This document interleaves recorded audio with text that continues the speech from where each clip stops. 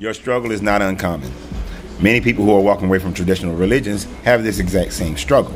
And one of the reasons why is because you are applying to a certain degree the C's of scholarship. And I'll briefly go over them in reference to the idea of Satan. The first will be change over time. You see, in the old writings of the Old Testament, the original writings, there is no such thing as a Satan. The Satan or Satan was a person who sat in the courts of the angelic host. It wasn't this being, this corporal ethereal being that existed that tempted and tormented people, but it was just a concept of where good and bad comes from. The next thing would be causality. What were the causes in and around this environment? Yes, we want to know where good and bad comes from.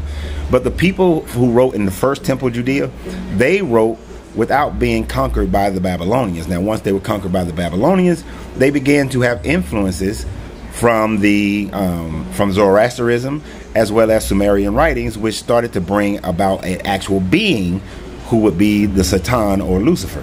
And then there is context. The context to which these things was written at the time frame that they were written. Many scientific things that we know now were not in play. They did not know all the information that we know today. Also, the context of being a group of people who were once running your own kingdom or under Egyptian rule, and then later on you're writing the similar writings under Babylonian and Akkadian rule, or Akkadian rule, all Persian. And so the context of all the writings then changed. Then there is complexity. We would love to be able to pinpoint a time frame when the first Zoroastrian sat down with a Judean priest and debated the being of Satan, the devil, compared to Azazel or Shemayaza, to which is what they denoted themselves as the struggle between good and evil, the eternal struggle between good and evil. And how during that time frame, it would have been great to have that one thing. But we don't have that. There's a complexity of different information being fed into this culture at different time frames. So it's not this one instance that everything happened and the change happened. And the final one is contingency.